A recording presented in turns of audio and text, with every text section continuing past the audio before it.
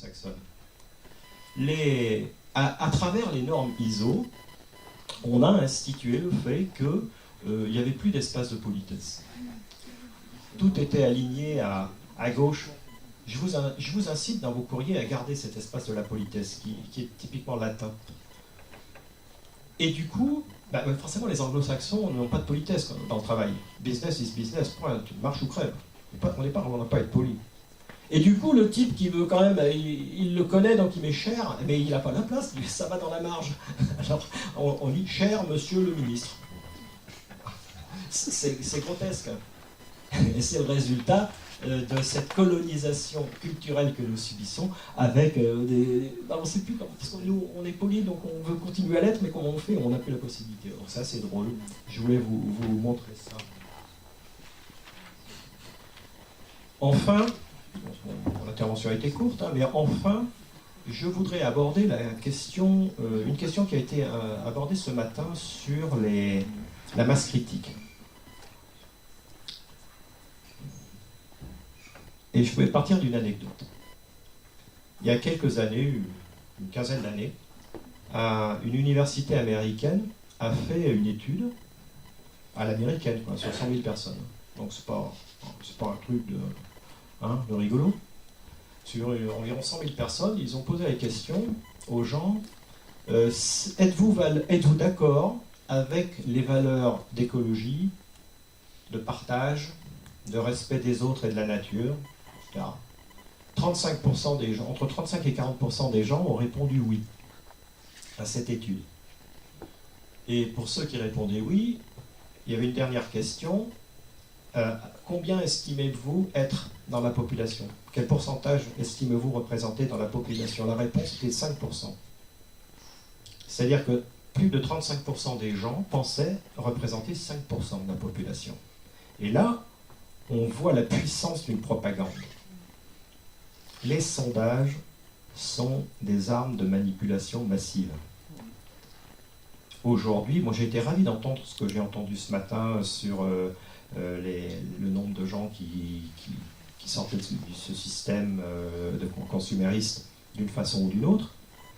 J'espère que les chiffres sont à peu près vrais, parce que ça voudrait dire qu'en fait nous sommes nombreux, mais que nous ne le savons pas. Et ce qu'il s'agit de faire aujourd'hui, c'est de rassembler les petits groupuscules qui dans leur coin travaillent, luttent, résistent, et de rassembler tout ça par les derniers liens qui permettront de faire masse critique, justement.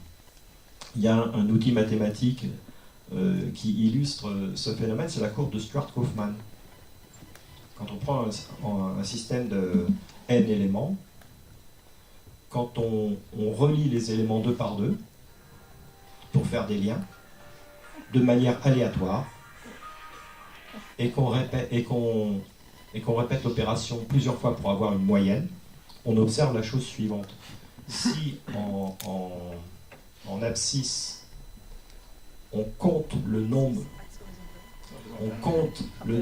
de liens créés, et qu'en ordonnée, on mesure la taille du plus grand ensemble d'éléments reliés entre eux, on a une courbe sigmoïde qui est toute plate, qui ne bouge pas. C'est-à-dire qu'on crée des liens, on crée des liens, on crée des liens, on crée des liens, et la taille du plus grand nombre est toujours petite. C'est-à-dire qu'en fait, statistiquement, il faut répéter l'opération de multiples fois, rien ne se passe, en apparence. Et environ aux alentours de n sur 2, oui, ça explose. Et ensuite, asymptote. Aujourd'hui, je pense que nous ne sommes pas très loin de ça, de ce moment où ça va exploser. Mais c'est un phénomène systémique, mécanique. C'est-à-dire, on peut s'exciter dans tous les coins tant que ça va se passer. On peut évidemment essayer d'accélérer le processus en créant des liens, cette fois-ci non aléatoires, construits entre les différents mouvements de résistance qui se développent un peu partout dans le monde, et c'est comme ça que ça va se passer. Voilà, je pense avoir dit ce que je voulais dire, et je vais laisser la parole au suivant. Je vous remercie.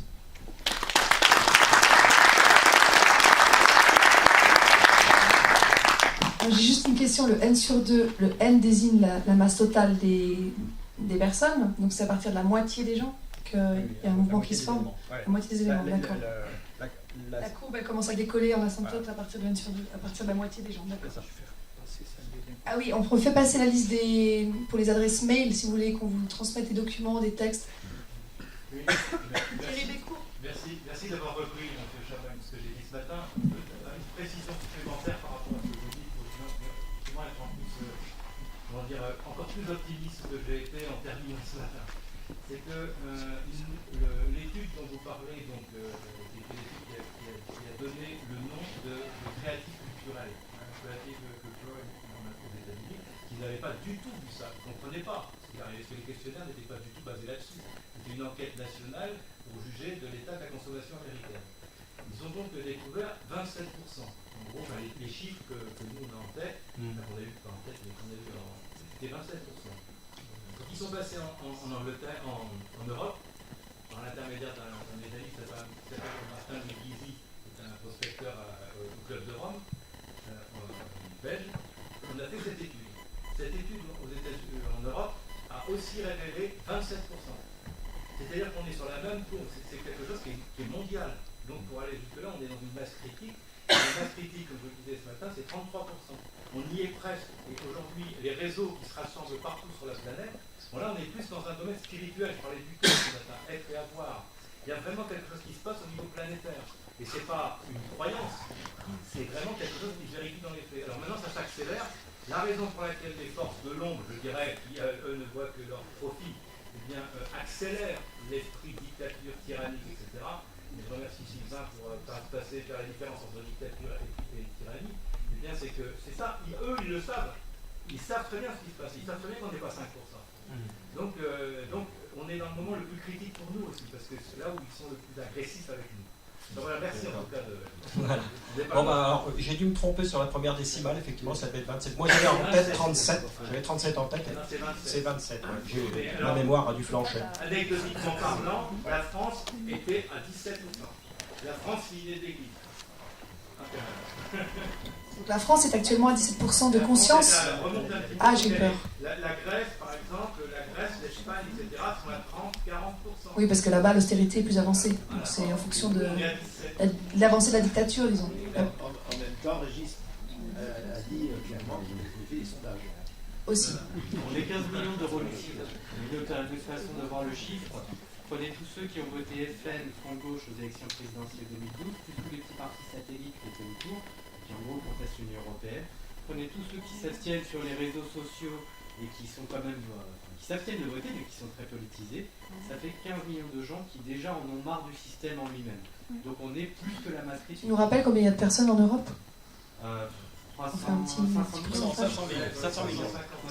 Après, on s'en fout, c'est au niveau de la France, parce que 45 millions d'actifs, donc 45 millions d'acteurs, on est déjà 15 millions, donc on est déjà les plus forts. Ok, alors très bien. On se réjouit du coup.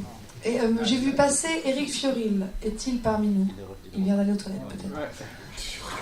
Désolée, hein, je dévoile les dessous. Non, mais écoutez, c'est tout ça, hein, donc en même temps. Je voulais lui laisser une petite place pour pas qu'il se sente trop exclu. Est-ce qu'il est encore là? Oui, encore là. Reviens.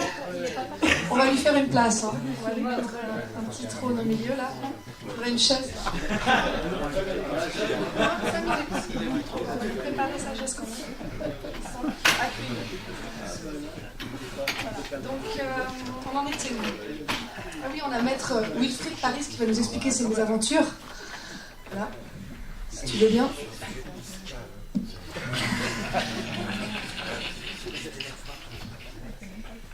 On me reproche de m'énerver. Je crois qu'il fallait surtout que je vous réveille tout à l'heure après le repas, parce que normalement nous sommes faits pour faire une sieste.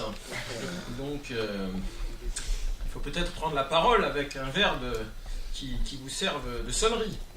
Bon, pour sortir de cette petite sieste. Je vais quand même revenir sur les propos que je viens d'entendre pour les préciser un peu avant de prendre la parole, comme je l'avais prévu.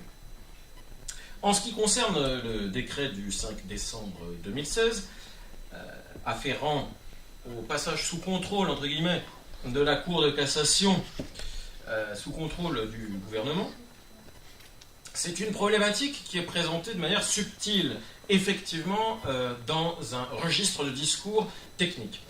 Alors, l'échange de courrier tel qu'il a été rapporté, je le confirme, il a bien eu lieu.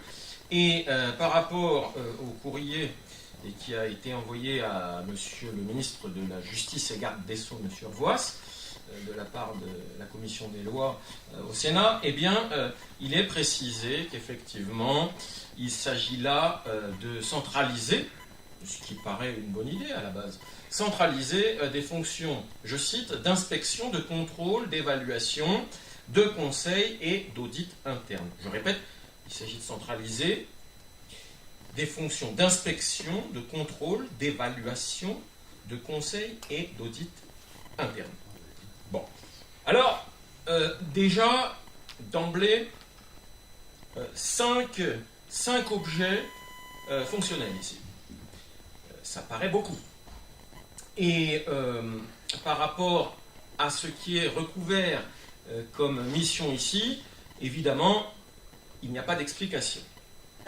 Donc, il faut bien identifier le processus, qui est peut-être subtil, et pourtant facile à comprendre.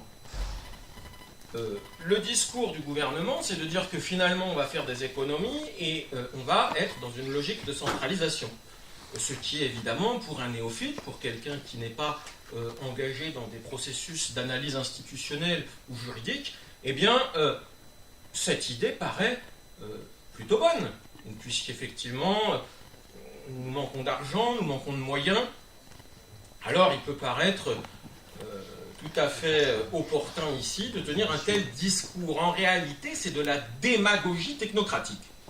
Parce que derrière ces missions qui paraissent anodines, bien évidemment, le magistrat de la Cour de cassation qui va faire l'objet de tels contrôles ou inspections ou audits, eh bien évidemment que en fonction des décisions qu'il va prendre dans sa mission de juge, eh bien il pourra plus ou moins être bien vu ou mal vu par les personnes chargées de le contrôler et de faire des missions d'inspection. Donc vous voyez, en réalité, ça paraît anodin dans la réponse qui est faite de la part de ceux qui veulent instaurer ce contrôle. Et il faudra faire très attention, parce que c'est une des nouvelles techniques aujourd'hui que d'agir comme ça de manière subtile, détournée et indirecte, plutôt que de dire, eh bien, c'est le gouvernement maintenant qui va prendre les décisions à la place des juges de la Cour de cassation, on les met sous un contrôle un peu subtil, un petit peu diffus, et puis lorsque des gens prennent la parole pour s'en offusquer parce qu'ils sont techniciens ou passionnés par le sujet, le peuple se trouve destinataire d'une réponse qui le bluffe, entre guillemets, et du coup, il n'entend plus l'alerte. Alors il faut faire très attention à cela, et c'est pour ça qu'aujourd'hui, il faut peut-être bien appuyer ici sur l'enjeu. Il est très difficile de mesurer en réalité le sens, la valeur et la portée de cette réforme qui centralise une mission administrative et technique, mais il ne faut pas être dupe. Le décret intervient au dernier jour de la mission de Monsieur le Premier ministre. Je vous laisse la responsabilité des qualificatifs que vous avez employés à son égard. Je ne doute pas qu'il vous poursuivra, mais je vous défendrai. En tout cas, le calendrier ici a du sens. Un petit peu comme s'il avait oublié de faire quelque chose, il le fait le dernier jour. Enfin, pourquoi le dernier jour? Ça doit être important. Vous voyez? Donc, là, il n'y a pas besoin d'avoir fait l'ENA ou Polytechnique ou, que sais-je, des grandes études d'apprentissage. On sent bien, à la manière dont ça se passe, rien que le bon sens pose question. Et là, après, on s'interroge, on se dit, mais alors, si même le bon sens pose question, comment se fait-il que ceux qui ont voulu cette chose importante ne l'ont pas faite plus habilement? Et c'est là qu'effectivement on tombe dans les méandres de la méthode. Elle est très étrange. Sans doute, ceux qui exercent le pouvoir ne sont pas à l'abri de quelques maladresses. Tant mieux, il faudra les exploiter. En tout cas, ici, il faut s'alerter. Et je fais un raccourci audacieux. Voyez-vous, je suis proche, non pas proche familialement, ni malheureusement amicalement, parce que l'amitié c'est quelque chose qui se construit sur le très long terme, mais je suis proche professionnellement d'un avocat qui s'appelle François d'Anglehan. Je l'avais repéré il y a quelques années, parce que je travaillais sur une affaire, et son nom était sorti, quand j'avais mis corruption, Avignon, sur Internet, là où je traitais d'une affaire, son nom était sorti, et j'avais vu qu'il avait des déboires avec des gens sur lesquels j'ai des informations privilégiées. Donc ça, c'est une affaire qui finira par sortir, parce que ce monsieur m'était tout de suite devenu sympathique quand j'avais vu qu'il avait des soucis avec des gens dont j'avais été moi-même victime. Je ne peux pas en dire plus pour l'instant, c'est une affaire judiciaire qui sortira, mais je tenais à vous dire ici que ce monsieur a souvent été mis en cause en qualité d'avocat parce qu'il s'investit dans une lutte frontale dans son métier et sur les médias. Donc il a été inquiété à ce titre, mais malgré tout, comme c'est un excellent technicien et qu'il est courageux et qu'il a le cuir épais, il est encore en selle. Et dernièrement, la Cour de cassation lui a donné raison, justement dans ce contexte. Alors c'est peut-être une piste. Je ne veux pas lui donner trop d'importance. S'il était là, je pense qu'il prendrait la parole pour m'arracher le micro et qu'il vous dirait « Mais si, c'est ça, c'est à moi qu'ils en veulent ». Bon, je crois qu'on ne peut pas réduire à une personne l'enjeu d'une telle réforme, mais en tout cas, en ce qui le concerne, on peut imaginer que par la suite, la Cour de cassation étant sous contrôle, peut-être que cet excellent avocat et cet excellent technicien n'aura plus le loisir de faire valoir avec succès ses argumentaires objectifs devant la Cour de cassation. Parce que la dernière chose qu'il faut comprendre ici, c'est que la Cour de cassation n'était pas sous le contrôle dans lequel elle se trouve maintenant. Très bien. Mais on nous dit, les cours d'appel et les autres magistrats du premier degré étaient sous contrôle. Donc ce n'est pas grave. Ce n'est pas grave, la justice ne se portait pas si mal. Eh bien justement, si. Parce que lorsque la Cour de cassation n'était pas sous le contrôle administratif que subissaient les autres juridictions, qu'est-ce qu'on observait pour un avocat tel que maître François d'Anglehan? Eh bien on observait que devant les juges du fond, il avait des déboires, mais que, courageusement, devant la Cour de cassation, il obtenait satisfaction. Donc vous voyez bien qu'effectivement, dans l'ancien système, ça allait. Pourquoi? Parce que même si, de par certains contrôles, il pouvait s'exercer des pressions, eh bien, en dernier ressort, comme dirait un grand tribun, dont je tairai le nom ici, vous avez tous vu à qui je fais référence, en dernier ressort, François d'Anglehan arrivait à obtenir satisfaction. Ce ne sera peut-être plus le cas à l'avenir si cette réforme reste en place. Mais je vais vous rassurer, j'ai eu un syndicat de la magistrature au téléphone en instruisant mon intervention ici, et les magistrats ont quand même réagi, parce que nous avons d'excellents magistrats en France, hein, il faut en être conscient. La corruption, c'est un mot qui existe, nous ne l'avons pas inventé aujourd'hui, donc c'est un phénomène ancien, mais je tiens à vous garantir que j'ai confiance à la magistrature française et il va falloir s'appuyer sur elle, justement, et la soutenir. Donc la magistrature a réagi, elle a formé un recours devant le Conseil d'État. Ce n'est pas un recours en référé, ça avait été envisagé à un moment donné. Pour l'instant, c'est un recours ordinaire, donc les choses vont avancer. L'affaire va être instruite. Dans le contexte des élections présidentielles, je pense qu'il est temps d'introduire le débat de la justice. C'est une chose qui a été faite il y a 15 jours à la télévision par notre excellent confrère, Maître Éric Dupond-Moretti, face à un autre confrère devenu ministre, à savoir Arnaud Montebourg. Ces deux personnes se sont un petit peu affrontées sur les thèmes de la justice, mais personnellement, je les ai trouvés bien timides. Donc je crois qu'il faut vraiment appuyer. Et pour appuyer sur ce sujet-là, je ne veux pas faire œuvre ici d'opportunisme, je n'ai pas besoin de ça. J'ai des enregistrements sonores qui me permettront de prouver que je suis innocent de tout ce dont on m'accuse, mais qu'en face, j'ai des coupables qui vont devoir répondre de leurs actes depuis 12 ans devant une cour pénale. Et ces coupables portent des robes. Donc l'affaire va sortir. Il y a un problème dans la justice et dans les barreaux, mais nous avons d'excellents magistrats Et la corruption, par définition, agit toujours de manière progressive et ponctuelle au départ. Donc il faut être optimiste, hein. Il faut introduire le débat du problème de la justice, et il faut être optimiste parce que, pour l'instant, il s'agit de stopper le mouvement qui est en marche, sans jeu de mots. Bon, alors, en ce qui concerne le moyen de lancer le débat, eh bien c'est peut-être l'affaire dont je vais maintenant vous révéler certains détails ici. Alors voilà pour le contexte initial de l'invitation dont j'ai fait l'objet et pour laquelle je vous remercie d'ailleurs. C'est donc à cette conférence débat que j'ai été invité pour vous tenir des propos concernant ce que peut être l'état de droit. J'ai donc fait une recherche parce qu'il faut quand même partir d'une idée précise.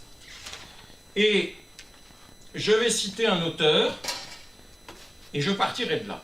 Alors il s'agit de Max Weber qui, dans son ouvrage « Économie et société », entend par État, et là j'ouvre les guillemets, une entreprise politique à caractère institutionnel lorsque, et tant que, j'insiste, lorsque et tant que,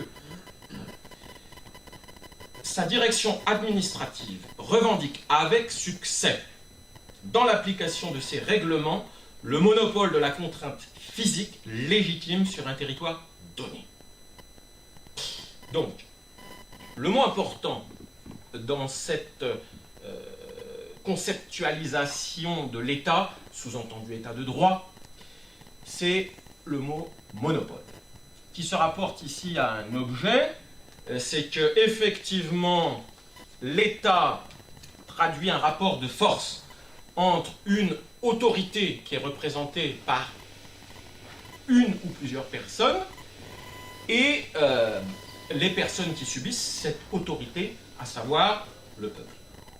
Le peuple qui peut être un peuple oppressé ou bien une nation investie du pouvoir de désigner ses représentants et d'exprimer sa volonté. Bon, alors, l'autre idée importante ici, c'est que ce monopole, effectivement, ne va être légitime que s'il est accepté. Cela va de soi. Ça nous renvoie au contrat social. Et ce monopole ne va revendiquer ce qu'il est avec succès en étant accepté que si il a trouvé une manière de s'imposer dans l'équilibre de la volonté du peuple et de la force à laquelle il soumet ce peuple. Et ça nous renvoie à l'article 49.3. Voyez-vous ? Parce que l'article 49.3, c'est un petit peu cela. Tout à l'heure, vous disiez que les lois aujourd'hui, d'après un rapport sénatorial de 2015, ne seraient adoptées que par ordonnance ou par voie de 49.3. Et en quoi cela serait-il choquant ?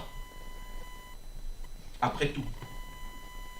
Eh bien, vous savez que pour se faire élire, comme nous l'observons actuellement avec les candidats aux élections présidentielles, ces personnes nous annoncent des actions à venir. Cela s'appelle des promesses.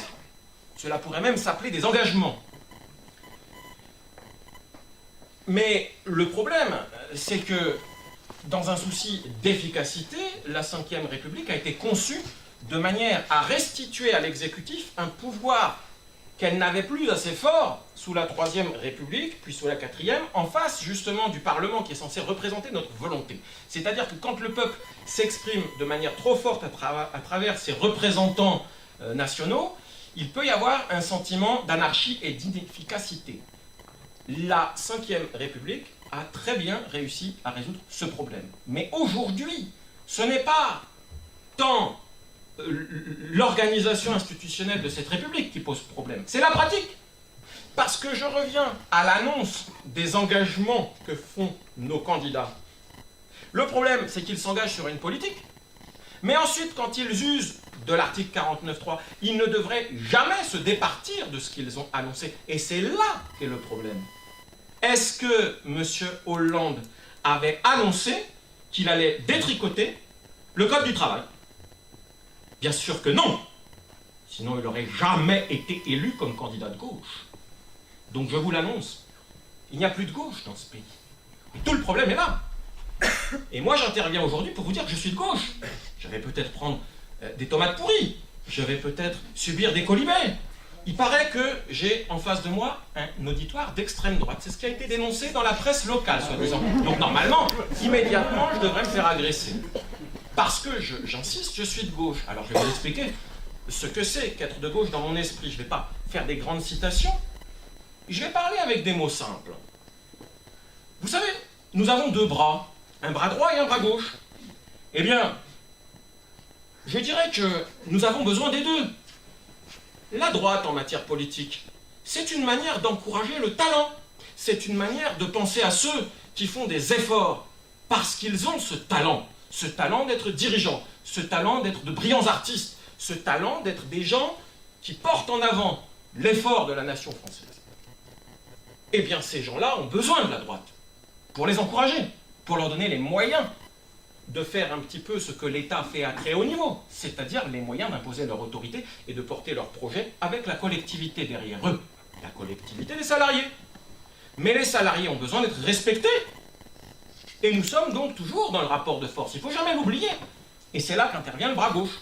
En quelque sorte, le bras droit encourage l'effort, et le bras gauche vient en aide à ceux qui ont un genou à terre. Eh bien moi, voyez-vous, j'ai la sensibilité de porter secours à ceux qui ont un genou à terre. C'est pour ça que je me revendique de gauche. Et c'est pour ça qu'en qualité d'avocat, j'avais décidé de défendre M. Vincent Renoir, parce que j'avais observé qu'il avait les deux genoux à terre et que ce monsieur pouvait avoir besoin d'être défendu par un avocat. Voilà tout le paradoxe devant lequel nous nous trouvons. Un avocat de gauche porte secours à quelqu'un qui est qualifié de néo-nazi, d'extrême droite, d'infréquentable. Et pour un peu, on dirait que ce monsieur n'a pas le droit d'être défendu. En tout cas, tout au plus aura-t-il le droit d'avoir un avocat qui fera semblant de le défendre. Ce n'est pas ce que j'ai fait. Ce n'est pas ce que j'ai fait. D'abord parce que je n'avais pas envie d'avoir encore plus d'ennuis déontologiques. Vous imaginez bien que peut-être, si je l'avais mal défendu, il aurait pu se concevoir contre moi quelques griefs. Je plaisante parce qu'il vaut mieux en rire. Mais j'en viens donc à l'affaire dont je vous parlais après ce contexte et cette présentation politique que j'ai faite. Donc, j'en viens à l'affaire Renoir. Et je vais vous expliquer pourquoi cette affaire illustre beaucoup le problème de la justice tel qu'il faut en saisir nos candidats à l'élection présidentielle. J'en suis à 20 minutes, tout va bien. Je vais vous parler d'abord de moi, parce que sinon, vous ne comprendrez pas ce qui se passe ensuite pour Vincent Renoir. Alors, au-delà du fait que je pourrais me présenter comme un énergumène de gauche, un électron libre qui n'est ni franc-maçon, ni mafieux, ni voyou, ni intéressé par les corruptions de l'argent ou autre chose, j'ai fait des études de droit classiques. Dans ma vie, j'ai travaillé de mes mains dans ma famille parce qu'il se trouve que je savais le faire et que j'ai été mis à contribution. Donc je suis capable de faire des fondations, de les ferrailler, de les couler, de monter un mur, de faire le ravalement dessus, de poser du carrelage, de tirer une dalle, de faire une chape. Enfin, je le dis sans prétention, mais c'est quelque chose d'important pour mon histoire et pour l'avenir, parce que la France a besoin de profils de ce genre. Aujourd'hui, il y a énormément de gens dans la misère en France. Il y a tellement de gens dans la misère en France que sur les chiffres du chômage, ils ne sont même pas capables de vous dire si c'est 3, 4, 5, 6, 7 ou 8 millions, voire 9 millions de pauvres que nous avons dans ce pays. Voilà où nous en sommes. Et ces gens-là viennent poursuivre Vincent Renoir parce que Vincent Renoir vient parler de chiffres relatifs à des choses qui se sont passées il y a presque 80 ans ou un siècle, peu importe, parce que ça s'est mis en place. Tout ce processus dont ce monsieur parle, et ça ne s'est pas fait tout seul, ni d'un seul coup. Vous voyez bien, aujourd'hui, quand on parle de dissidence, que s'agissant d'accéder au pouvoir, ça ne se fait pas comme ça. Donc ce qu'on nous raconte, c'est une chose, mais il y a un devoir et un pouvoir d'enquête qui doit exister sur l'histoire. Et c'était aussi cela, l'enjeu de toute cette affaire. Donc j'en reviens à moi, maintenant que j'ai élevé un peu le ton pour vous dire pourquoi aujourd'hui on a besoin en France de 100 dents. Et je n'ai pas honte de vous dire que dans mon combat, effectivement, j'ai beau avoir un diplôme d'avocat en plus de mes aptitudes manuelles, j'ai perdu 2 dents depuis les 24 mois qui se sont écoulés parce que je fais l'objet de persécutions. Et je ne suis pas là pour me victimiser. Je vous le dis pour mettre à l'aise les gens qui, ici, dans cette salle, ou bien les gens qui, parmi les spectateurs qui verront l'enregistrement de cette émission, auront envie de se projeter avec des gens qui veulent faire de la vraie politique, et non pas de la politique spectacle, avec des expressions, entre guillemets, qui ne veulent rien dire. En marche, vous dit-on. Eh bien, moi, je vous dis stop!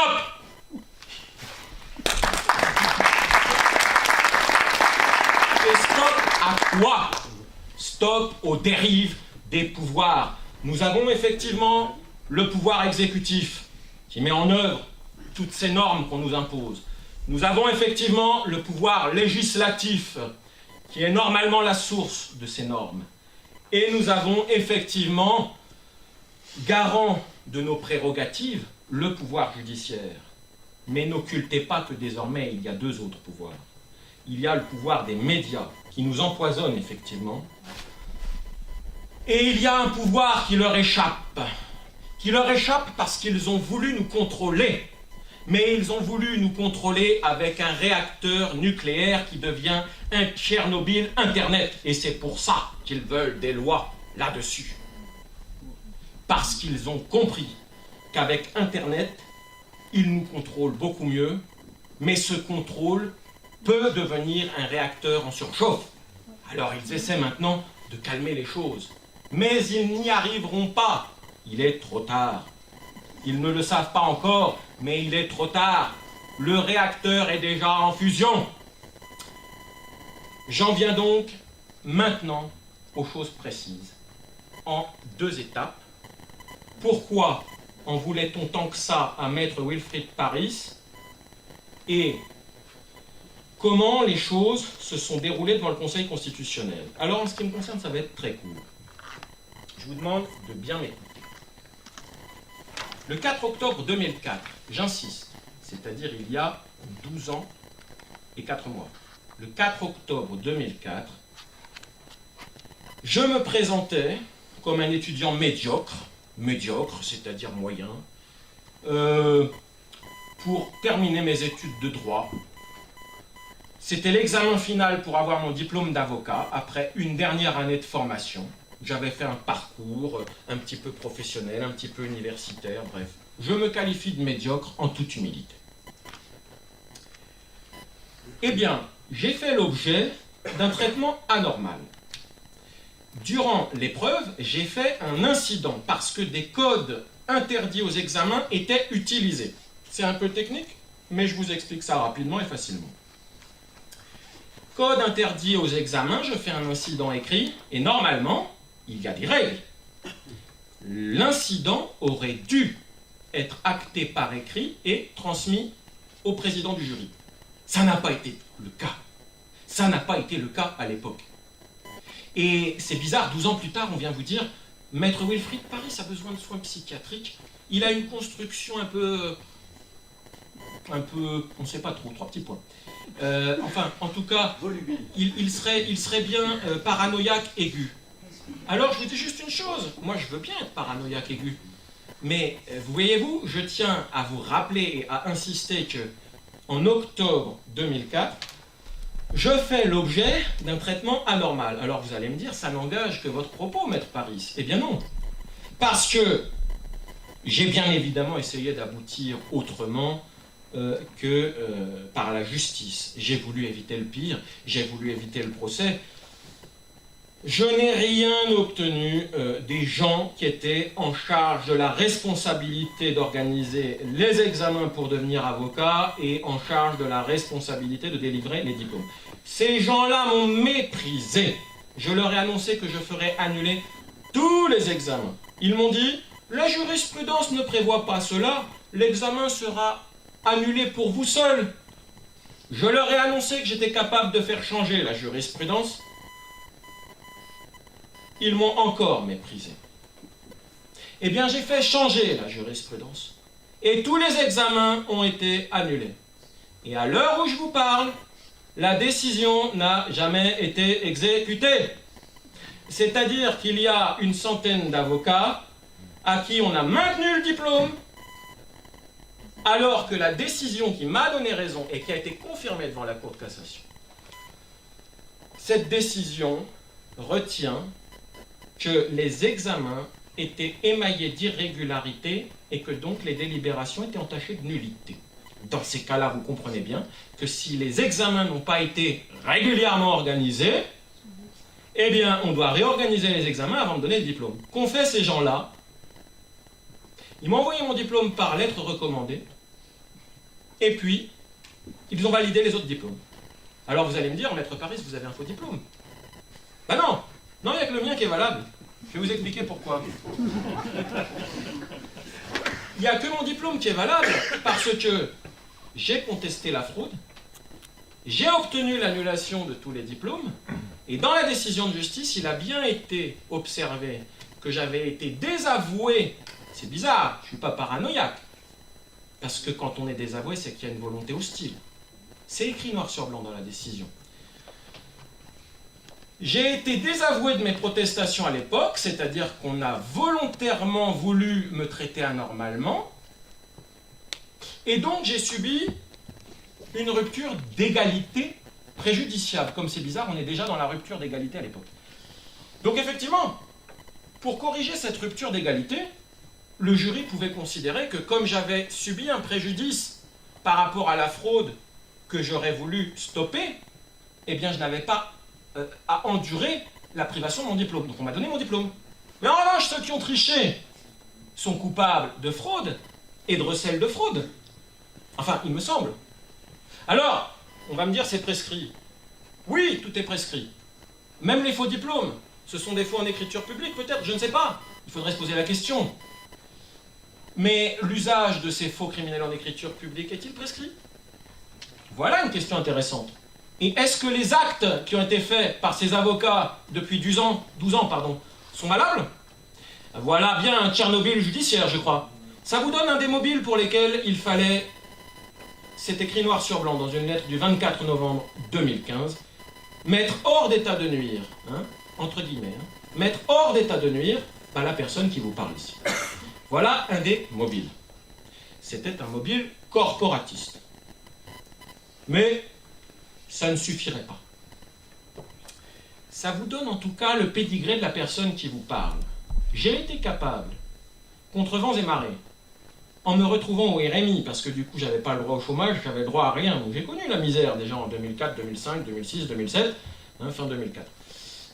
Voilà, 29 mois de misère à me battre contre des gens qui en plus vont faire quoi? J'en ai la preuve. Ils vont se rendre coupables de pression sur les gens susceptibles de confirmer qu'il y avait bien eu usage de code interdit. Ils vont faire pression, j'en ai la preuve, pour leur dire vous ne faites pas d'attestation à M. Paris. Il ne faut pas témoigner de ce qui s'est passé, même si c'est illégal. Vous vous taisez là-dessus. Ça, c'est de la subornation de témoins. Voyez-vous?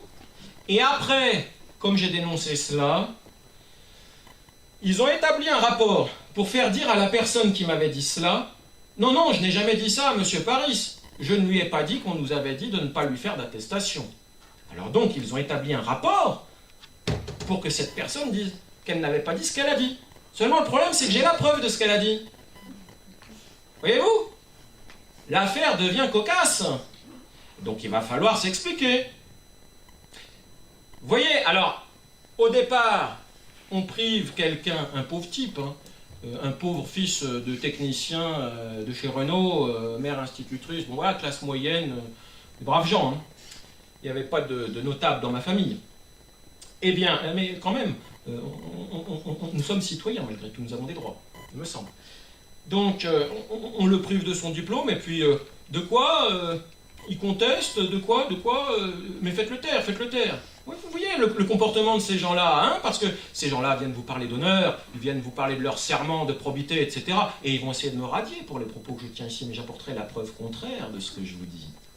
Comprenez bien que j'ai des enregistrements. Et qu'avec la jurisprudence Bettencourt, je vais pouvoir produire ces enregistrements à partir de 2012. C'est pour ça que là, pour eux, le dossier, ça devient un beau Tchernobyl judiciaire. Parce que, alors, il y a la question de savoir si les actes qui ont été faits par les avocats sont valables, et puis il y a la question de savoir ce qu'ont fait de ces gens qui ont donné ordre de ne pas me faire d'attestation, qui ont établi un faux rapport pour couvrir l'affaire, et qui ensuite le produisent en justice pour contrer mes argumentations. 3 infractions en une. Hein. C'est pas beau ? Donc on en est où là Alors on en est où? On en est nulle part. Ça c'était pour vous présenter le pédigré secret. Hein, voilà. Donc effectivement, j'ai réussi, tant bien que mal, après moult déboires sur lesquels je passe ici, j'ai réussi à m'introduire dans la profession d'avocat, sans concession. Et on m'attend au tournant. C'est évident. C'est de bonne guerre. Je l'ai accepté. J'ai accepté ce défi. J'en subis les conséquences. Mais ceux qui ont fait certaines choses à mon préjudice vont devoir aussi en accepter les conséquences. On est d'accord. Et ces conséquences seront bien évidemment judiciaires. Mais vous comprenez pourquoi il fallait faire croire que j'étais quelqu'un de dangereux, susceptible, pourquoi pas, de faire comme M. Joseph Sipiliti qui a eu des problèmes à Melun. Et c'est ce qu'on va essayer de faire croire dans le contexte de mon énorme succès, puisque en 2015, contre toute attente, alors que j'ai été malade et que ces gens-là se disent « ça y est, on le tient, il n'a plus d'argent, il a été malade, il a un genou à terre, on va mettre son cabinet hors de l'échiquier, il n'a pas d'argent, eh bien, on va le mettre en omission, c'est une mesure technique, c'est pas tout à fait la radiation, c'est un préalable. » Et le bâtonnier de m'écrire que je ne peux plus exercer, que je ne peux plus rien faire. Il met mon cabinet sous administration judiciaire d'un tiers. Bref, me voilà tout nu professionnellement et socialement. Sauf qu'au moment où il a fait ça en février-mars 2015, il n'avait absolument pas le droit de le faire, en tout cas pas comme il l'a fait. Et à partir de là, moi je ne lui réponds plus. Parce que je me dis, ce monsieur, il est violent juridiquement avec moi. Il est en train de vendre ma maison, pour vous donner l'exemple de la saisie immobilière, il est en train de vendre ma maison sans jugement définitif et sans titre exécutoire. Une telle démarche, ça relève du pénal. Et quand on est bâtonnier et qu'on fait des choses comme ça, on finit où? Comment? C'est pas moi qui l'ai dit. Vous pouvez le dire plus fort? En prison? En prison? En prison, pourquoi? Parce qu'on est dans le registre criminel. Quand on écrit des actes qui sont censés avoir autorité et qu'on les met à exécution et qu'on a simplement fait œuvre d'apparence au préjudice de quelqu'un qu'on déteste et vis-à-vis de qui on a des mobiles pour vouloir sa déchéance à tous les niveaux, et pour se glorifier d'être arrivé à cela auprès de tous ceux qui ont été humiliés 10 ans plus tôt. Vous comprenez? Eh bien, face à tout cela, j'ai gardé mon calme. J'ai contacté M. Renoir et je lui ai dit, vous savez, j'ai travaillé sur la loi Guesso dans le cadre du procès Guerlain. Je suis un homme de gauche. Je partage pas forcément vos idées. Mais il y a des gens qui ont eu la bonne idée de m'embêter, et ces gens-là, on va leur faire un pied de nez. La loi Guesso, je vous la renvoie devant le Conseil constitutionnel. Il a rigolé. Quelle prétention. Eh bien, le 6 octobre 2015, elle a été renvoyée sur la base de mes écritures devant le Conseil constitutionnel. Alors que je ne suis pas avocat spécialisé en matière de contentieux devant la Cour de cassation, et alors qu'à ce moment-là, j'avais même pas de quoi soigner la dent qui me faisait mal, je me déplaçais à vélo parce que ma voiture était en panne, et le barreau n'arrêtait pas de m'écrire pour me dire « Monsieur, vous n'avez plus le droit d'exercer ». C'est pas beau? Ça s'appelle un combat aérien tournoyant rapproché. Faut pas lâcher le manche. Donc, j'ai pas lâché le manche. J'ai déposé des écritures le mardi 27 octobre 2015, dans lesquelles je leur ai dit, bon, il va falloir me laisser tranquille, parce que regardez tout ce que vous avez fait depuis 12 ans, et puis ce que fait le bâtonnier cette année en 2015. Moi, vous me réclamez des charges, ben ça y est, elles sont payées. Figurez-vous que j'ai renvoyé la loi Guesso devant le Conseil constitutionnel, et mes clients tiennent absolument à ce que je plaide. Ils m'ont donc demandé quelle était la difficulté financière. Et quand je leur ai annoncé 5 chiffres à gauche de la virgule, ils m'ont dit, mais il n'y a pas de souci. On va payer. Et puis vous rembourserez quand vous pourrez. Vous voyez? Alors ça, c'est la reconnaissance d'un certain talent quand même. Donc, quand j'explique tout ça aux barreaux, bah, ils avalent leur langue. Pour eux, c'est indigeste. Ils croyaient me tenir avec une histoire d'argent et c'est réglé. Et en plus, ils apprennent que c'est moi qui renvoie la loi Guesso devant le Conseil constitutionnel. Vous imaginez? Celui qui a essayé de faire ça avant moi, entre autres, bah, c'est un petit peu Jacques Vergès. Celui dont ils parlent tous, soit avec jalousie, mépris, haine ou envie. Il avait essayé de venir à bout de la loi Guesso dans le procès Garaudy devant la CEDH. Il a échoué. Bon, bah moi j'arrive à la renvoyer devant le Conseil constitutionnel. Je n'ai pas de mérite. J'étais là au bon moment.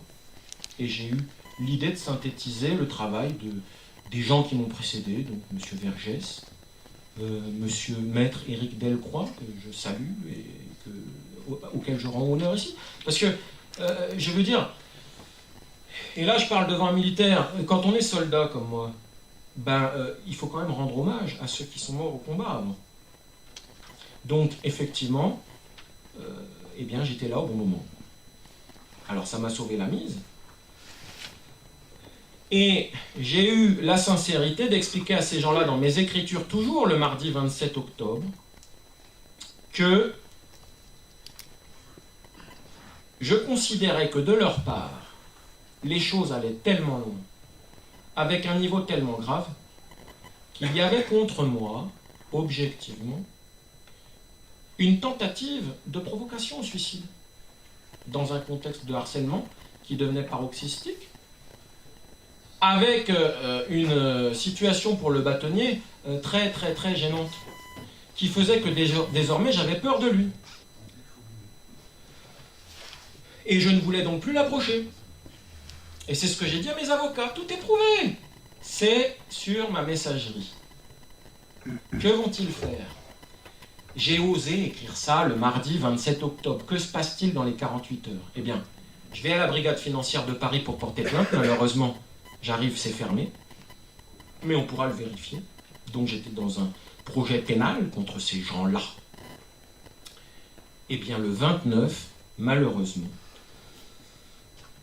mon propos est illustré par l'affaire de Melun, Joseph Sipiliti, un avocat poussé à bout, je ne sais pas comment exactement. Je pense que son affaire est très différente de la mienne, mais elle est cousine. Eh bien, ils vont instrumentaliser cette affaire pour dire que moi, je serais susceptible de faire comme lui. Et c'est pas du tout ce que je dis. J'étais en train de leur dire qu'objectivement, si j'étais moins solide, peut-être que j'aurais pu aller jusqu'au suicide, mais j'ai pas du tout écrit que j'étais dans un projet criminel.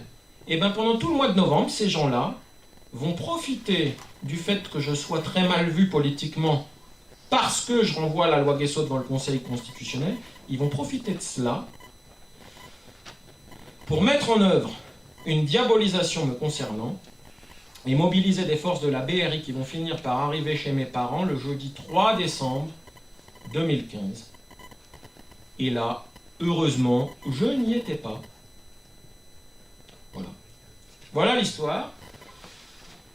Alors après, eh bien, vous voyez, je me sens même pas bien de vous en parler, tellement je suis sincère dans ce que je vous dis. Mais il faut que j'aille au bout. Qu'est-ce que j'ai comme élément pour vous démontrer que vraiment j'ai fait l'objet d'une tentative d'assassinat? Alors, l'objectif, vous l'avez compris, c'était de faire taire un avocat qui est susceptible de renvoyer devant une cour d'assises des notables du barreau. La coupe a débordé parce que j'ai osé aussi mettre en cause une avocate spécifique en rapport avec un abominable voyou qui se prétend avocat. Il faudra qu'elle s'explique. Il faudra que le barreau de Paris s'explique. Comment ça se fait que pendant des années, il a couvert cela? Car j'ai la preuve qu'il a couvert cela. Là, il y en a qui vont grincer des dents. Et c'est cette avocate qui me l'a donné. Donc, on a le barreau, institution, on a des voyous du barreau qui ont intérêt à me neutraliser. Donc il y a un rapprochement, d'où cette lettre du 24 novembre où effectivement on commence à essayer de donner corps à l'accusation. Mais oui, il y a une avocate qui connaît Maître Paris et elle dit qu'il est paranoïaque aigu et qu'il serait susceptible, d'ailleurs c'est obsessionnel chez lui. Oui, bah oui, j'ai une obsession, c'est de porter plainte contre ces gens-là. J'ai pas besoin de faire autre chose, vous l'aurez compris, puisque j'ai des enregistrements qui prouvent que ces gens-là sont, au sens juridique, susceptibles d'être poursuivis, pénalement. Donc je suis tranquille, si vous voulez. Quand on vient me reprocher de ne pas avoir payé mes charges dans un contexte pareil, vous aurez compris que si je suis appauvri, il y a une excuse, de longue date. Ouais, bon. Donc vous voyez, il y a cette dynamique qui se met en route sur le mois de novembre. Et alors, on me tend un piège, parce que c'est vrai que dans tout ce contexte, qu'est-ce qu'ils ont fait? Quand ils ont vu mes écritures du mardi 27 octobre et qu'ils ont vu que finalement, même si c'était des écritures civiles, on voyait bien que je préparais une plainte pénale, eh bien ils ont dit, bon, il y a un avocat qui s'est suicidé à Melun, eh ben, on va en rajouter une couche sur Maître Paris. Hop, le 2 novembre, donc je dépose mes écritures le 27 pour dire, bon, votre omission économique, là, c'est bon, j'ai payé, et puis le reste, par rapport à ce que vous m'avez fait depuis 12 ans, ok.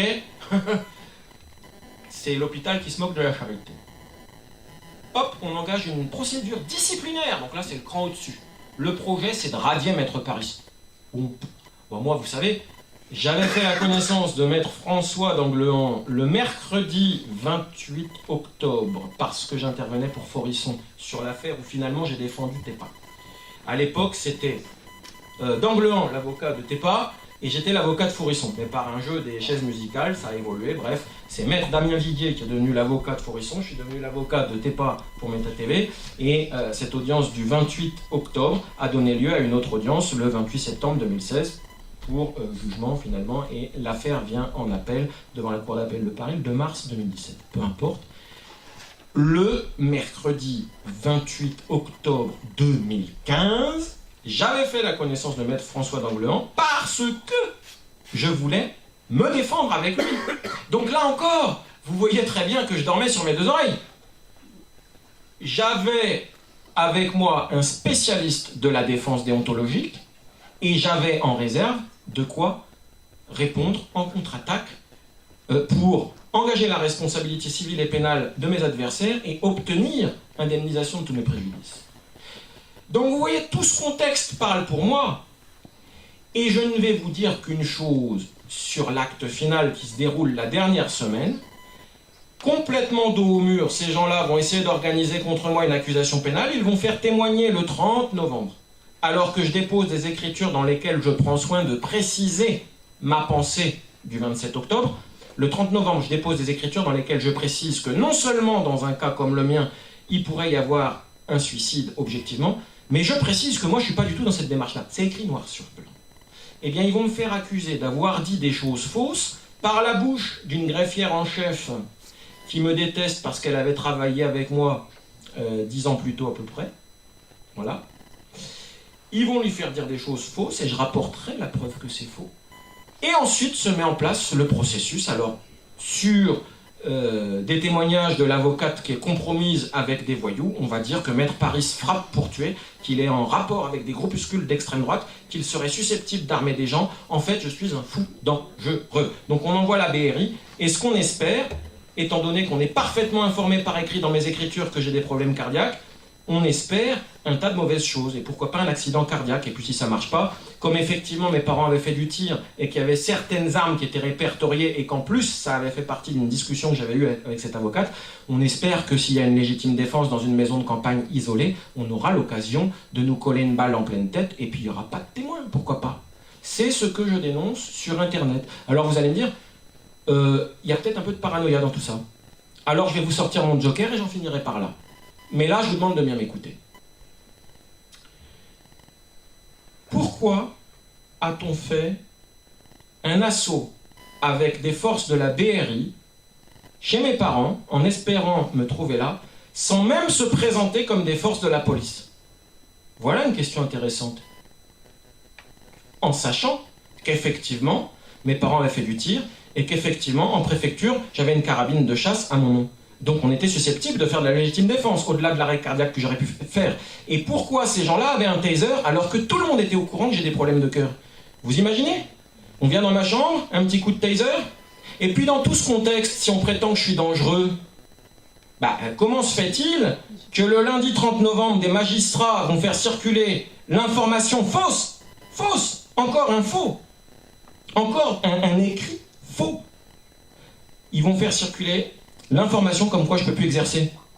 C'est pour essayer de me pousser à bout, pour me mettre en condition. Bon. Mais le joker final, c'est ce que je vais maintenant vous dire. J'avais annoncé dans le journal Rivarol du jeudi 27 novembre, cette fois-ci, que je préparais une plainte pénale. Donc ils étaient au courant de mes intentions. J'avais pas du tout l'intention de faire des actes de violence. Et j'avais annoncé, toujours dans le journal Rivarol, qui était le seul journal à me donner la parole, tout à leur honneur, puisqu'ils savaient que j'étais de gauche, j'avais annoncé que je ferais une grève de la faim et de la soif si on essayait de m'empêcher par des procédés déloyaux de plaider devant le Conseil constitutionnel. Et donc, voyez-vous, il y a quand même des choses qui clochent. Alors vous allez me dire, oui, vos adversaires avaient identifié que la QPC que vous aviez posée risquait de faire tomber la loi Guesso, donc ils ont voulu vous empêcher de plaider. Je vous réponds, pourquoi pas? Pourquoi pas? Ça ne va pas jusqu'à la volonté d'assassinat. On veut m'empêcher de plaider. Ouais, mais dans ce cas-là, je vous réponds que si on veut seulement m'empêcher de plaider, il suffit de m'attendre au Conseil constitutionnel, sachant que il y avait un portique et que tout le monde était fouillé à l'entrée. Les avocats, ils passent avec leur carte à côté. Non, pas au Conseil constitutionnel. N'importe quel tribunal. Et puis je vais vous dire une chose, c'est que s'agissant de Maître Paris, puisque soi-disant, je suis un fou dangereux, pour me cueillir sans risque et sans violence, si on veut seulement m'empêcher de plaider, on m'attend après le portique, et puis on me fouille. Et une fois que je suis fouillé, vous savez ce qu'on fait? On dit, Maître Paris, vous allez nous suivre. Donc Maître Paris, qu'est-ce qu'il fait? Vous savez, entre deux gendarmes qui font 1m90, il fait rien, surtout s'ils sont armés. Donc je les suis, puis je vais en garde à vue. Et je plaide pas. Donc vous voyez bien que pour m'empêcher de plaider, il y avait une solution pacifique. Et c'est là que je vous dis qu'il y a eu volonté d'assassinat. Et je le défendrai. On continue en informel après, peut-être, pour tous les détails croustillants. Tous les détails croustillants, je ne sais pas, mais j'ai quand même une chose à ajouter. C'est qu'il ne faut pas négliger une dernière information, c'est que la loi a été réformée entre-temps. Alors j'y reviendrai tout à l'heure, puisque maintenant il faut que je cède la parole, mais comprenez bien que quand je vous dis qu'ils étaient en difficulté juridique, quand le Premier ministre intervient devant moi pour dire non, la loi, il n'y a pas de problème, faut qu'on m'explique comment ça se fait que tout de suite derrière, Monsieur le Président de la République demande à l'ancien président de la Cour européenne des droits de l'homme spécialisé dans les libertés fondamentales de faire un rapport pour savoir qu'est-ce qu'on va faire avec cette loi, qui soi-disant ne pose pas de problème. Et derrière, on la réforme. Et au moment où je vous parle, elle est en contrôle a priori devant le Conseil constitutionnel dans sa nouvelle version. Et qui a été modifiée justement sur les points qui faisaient grief par rapport à ma QPC. Vous voyez le dossier croustillant? Alors normalement, un dossier pareil que j'ai médiatisé sur Internet et dont j'ai saisi à 4 reprises tous les parlementaires de France Bah, on doit en parler dans la presse. Et les parlementaires doivent me répondre. Omerta, rien du tout. Ce qui confirme encore plus, mon accusation.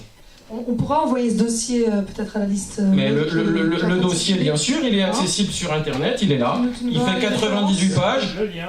Tu nous donneras les références et puis on envoie ça. Et ça, c'est le dossier résumé. Hein, parce que la plainte pénale, ben maintenant, c'est plusieurs centaines de pages. Hein, parce qu'il y a avant le procès Renoir et maintenant il y a ça. Hein.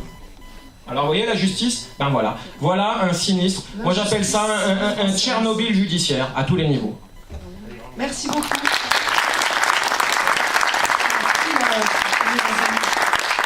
C'est un roman policier, c'est une vraie histoire.